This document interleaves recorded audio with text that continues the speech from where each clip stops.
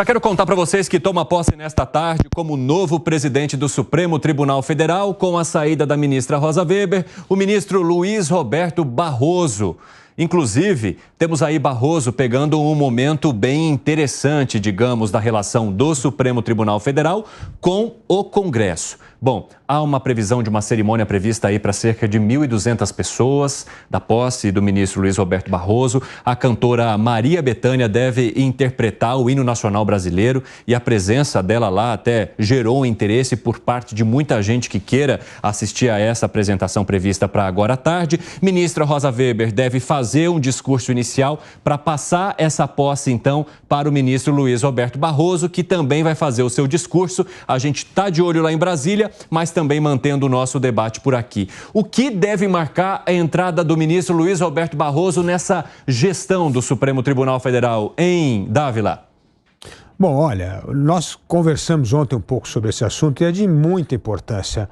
O principal objetivo do próximo ministro Supremo, hoje, Luiz Barroso, é justamente pacificar a relação do Poder Judiciário com o Poder Legislativo. O Brasil não pode continuar a viver esse estado de tensão entre os dois poderes. E Barroso vai ter de ser uma pessoa mais serena, menos ideológica e política, e isso é algo que vai um pouco até contra a natureza dele, mas está na hora de nós termos homens públicos e mulheres públicas colocando o interesse público acima das suas próprias convicções para mantermos a harmonia entre os poderes. Porque já temos marco temporal, temos aborto, temos drogas, assuntos que podem causar uma crise institucional no Brasil se o Supremo não voltar à sua origem de ser o guardião da Constituição brasileira. Fábio Piperno, você enxerga o ministro Luiz Roberto Barroso com essa atuação muito política e ideológica que poderia fazer aumentar a tensão com o Congresso nesse momento? Mais uma vez, boa tarde a todos. É claro que ele é um quadro extremamente bem preparado. Enfim, um professor de direito, alguém que, obviamente, tem a necessária expertise para estar lá. O problema é que também, muitas vezes, ele não consegue controlar os seus impulsos e fala muito. Mais, aliás, muito mais, inclusive, do que a sua antecessora, a ministra Rosa Weber. Mas é também preciso destacar que ele é mais um, e aliás ele foi nomeado lá atrás, ele foi indicado lá atrás ainda pela presidente Dilma, já no início de uma fase em que havia muita tensão entre os poderes, e mais lá atrás, inclusive, entre STF e Executivo. O STF, nos últimos tempos, ele se tornou um poder que atraiu muito os conflitos, em alguns momentos com o Executivo, agora mais recentemente com o Legislativo. Lá atrás, inclusive, era um poder que recebia muitas críticas da esquerda, e não vamos negar aqui, e não vamos esquecer aqui, eu até citei esse exemplo ontem, anteontem, do momento em que uma decisão autocrática do Gilmar Mendes impediu, por exemplo, o então ex-presidente Lula de assumir uma vaga no Ministério Dilma. Aquele foi um momento que também, lá atrás, despertou muitas críticas por conta da esquerda. Então, eu quero... É muito difícil hoje a gente prever como é que vai ser a atuação de uma personalidade como essa do ministro Barroso, que da mesma forma como eu disse, alia expertise com, digamos, um excesso de protagonismo em algumas questões desnecessárias. Então vamos ver como é que ele vai se portar e qual é o Barroso que vai ser de fato predominante. Nessas centenas de convidados que devem participar da posse do ministro Luiz Roberto Barroso estão autoridades importantes da República, como o próprio presidente Lula, o presidente da Câmara Arthur Lira e também o presidente do Senado Rodrigo Pacheco. Justamente nesse momento em que há aí uma pressão por frentes parlamentares em cima do STF, claro, em cima também dos presidentes do Congresso, para entender de que forma que eles podem estabelecer um diálogo para que haja, na visão desses parlamentares destas frentes, um equilíbrio entre os poderes, ou seja, que cada macaco fique no seu galho. Alan Gani. É verdade. E esse ativismo, né, muito personificado na figura do ministro Barroso, eu diria que ele é o ministro mais ideológico do Supremo. Não é de hoje. Eu estava resgatando alguns votos dele em novembro de 2016. O que chamou a atenção? E o que me chamou a atenção é que era um voto de um médico que praticava aborto, clínica evidentemente ilegal, e aí a defesa pedia um habeas corpus, né?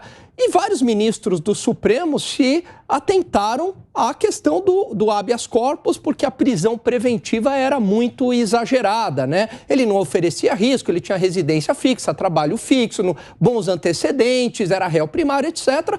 Então eles se atentavam a essa questão. No voto do ministro Barroso, ele vai além, né? E aí ele começa a fazer todo um proselitismo em relação à defesa do aborto. E aquilo não tinha nada a ver com o habeas corpus, nem a própria defesa colocou isso em questão. Mas ele aproveita a situação e ali, espertamente, ele vai influenciando, ou pode influenciar, decisões de demais ministros do Supremo. Tanto é que quem votou em seguida a ele foi a Rosa Weber, né? Olha que interessante, está aí, né? E também pró-aborto, e o ministro Fachin, também claramente com orientação de esquerda. Então, isso foi apenas um exemplo, tem outros exemplos.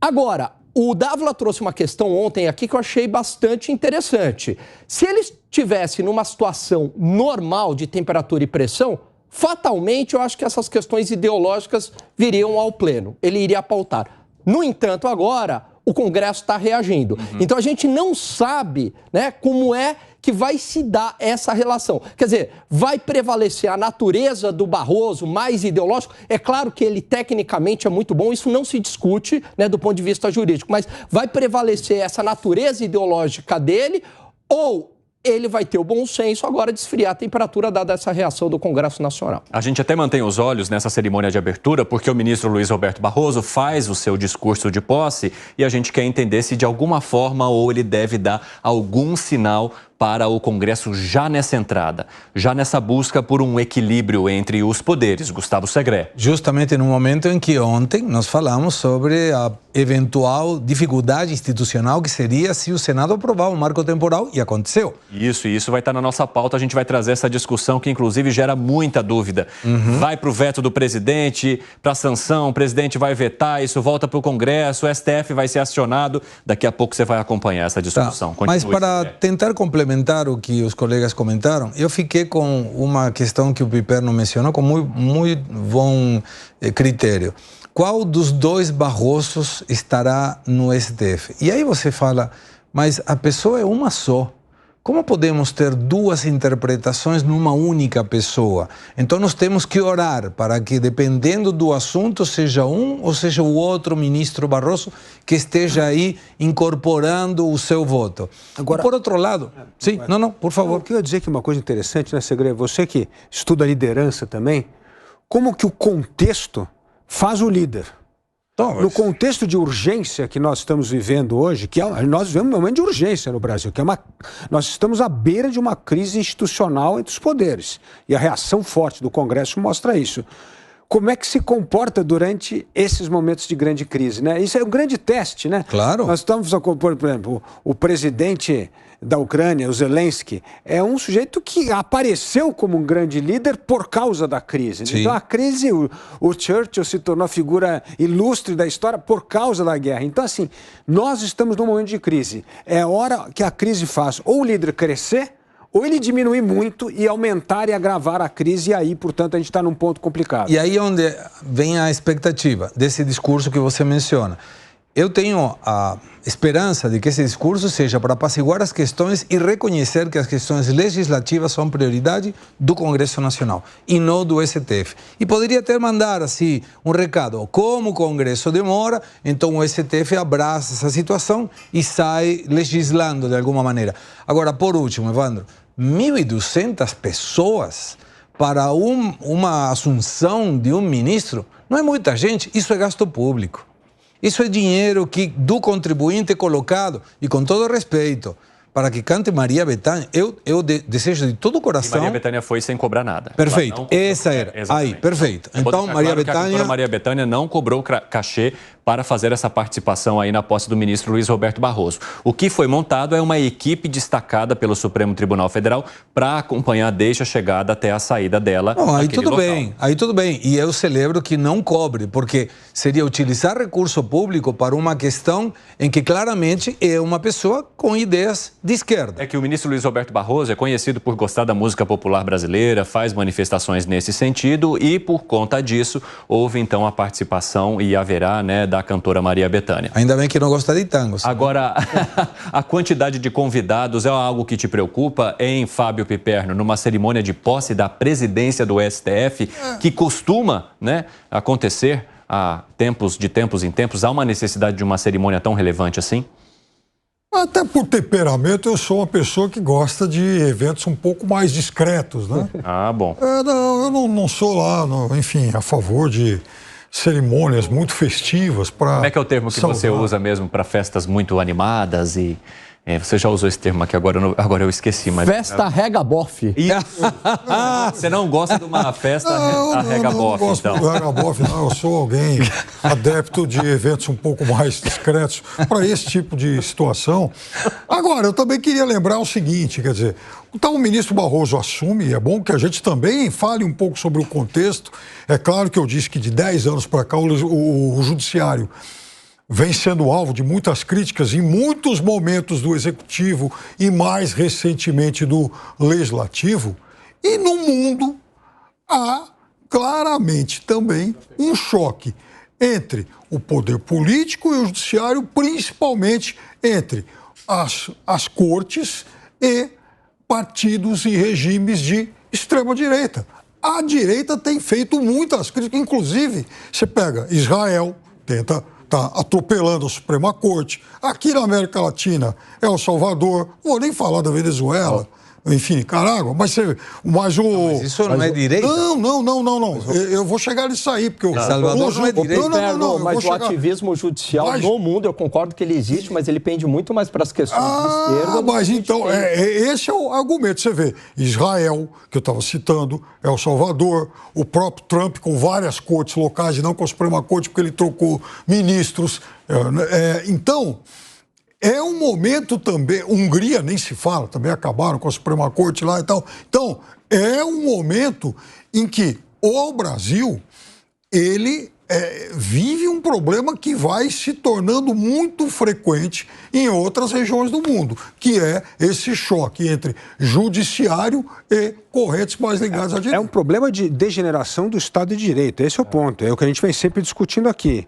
Agora, onde a esquerda governa, Piperno, não existe mais o Estado de Direito. Esse é o problema. Não existe o Estado de Direito na Nicarágua, não existe o Estado de Direito na Nicarágua, não existe o Estado de Direito na Venezuela, não existe o Estado de Direito na China. Espanha, certo? Não existe o Estado de Direito. Espanha, Alemanha, vamos dizer que... Não, peraí, calma.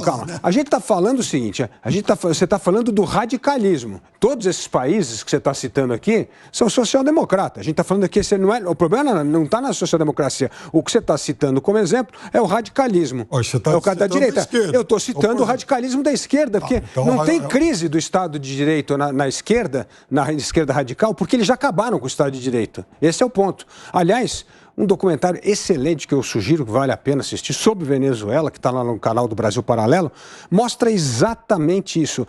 A virada do momento em que a Venezuela deixa de ser uma democracia frágil e vira uma ditadura é justamente a destruição do poder judiciário.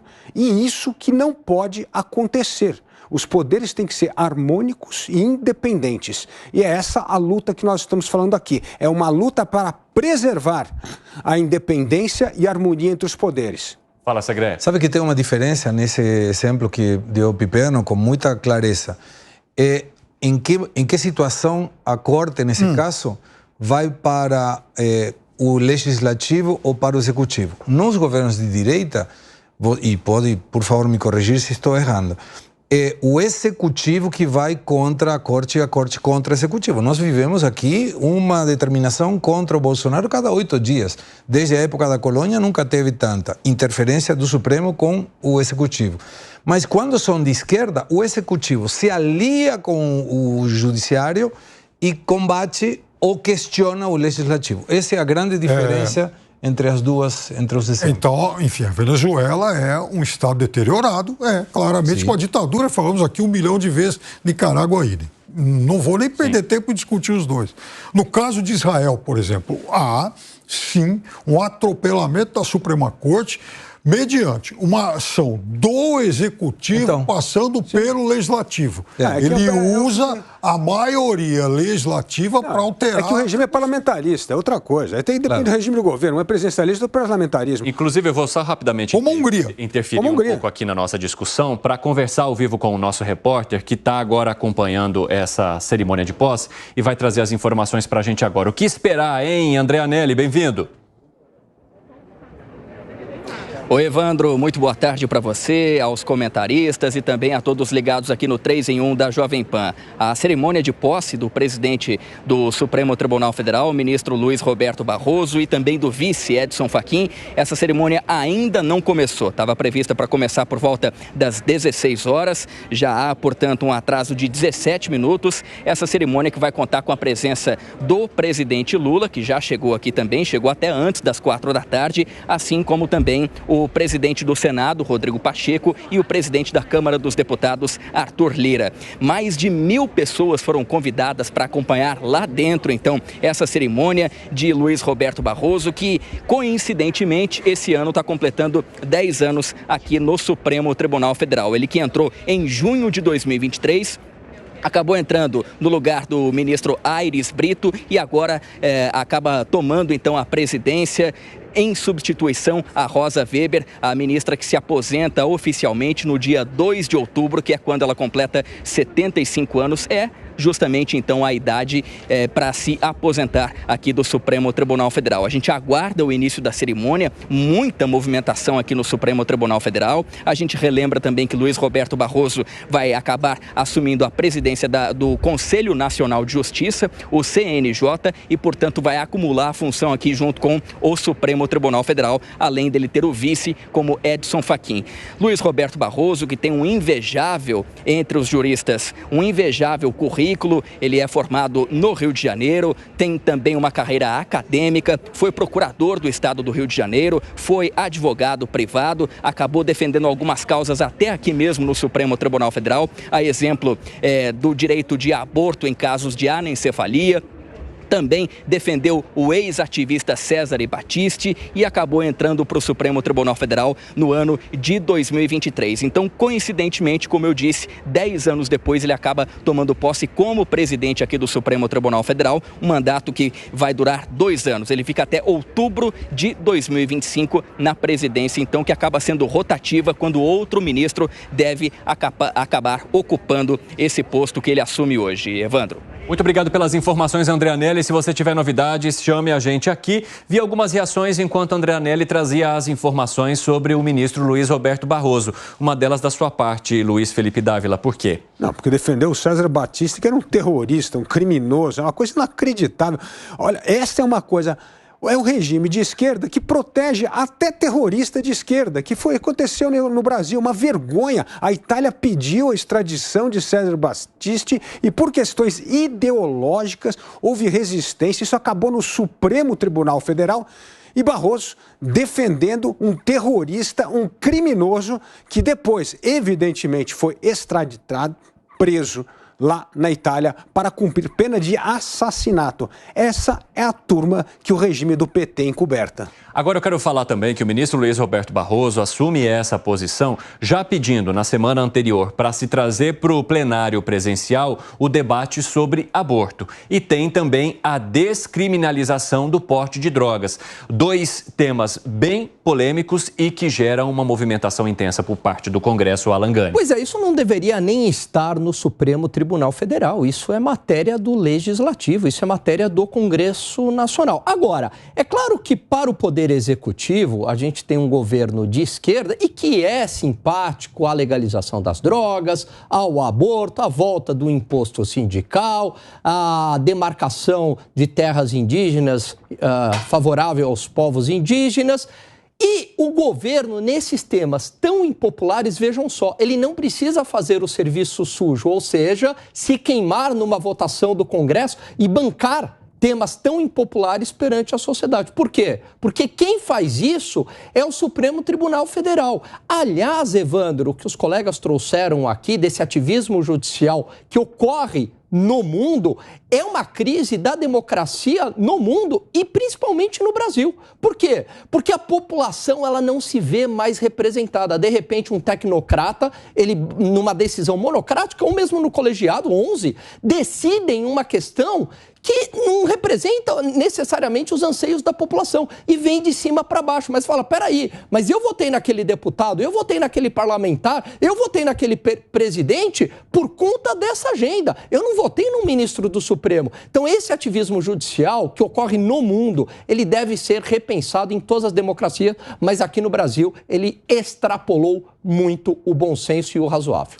Enquanto a gente traz aqui o nosso debate, você percebe no canto da sua tela a cerimônia de abertura, então, dessa posse do ministro Luiz Roberto Barroso como presidente do Supremo Tribunal Federal. Ministra Rosa Weber, que até agora era a presidente, fez uma breve abertura. A gente percebe também que o presidente Lula está bem ao lado da ministra Rosa Weber e está usando máscara.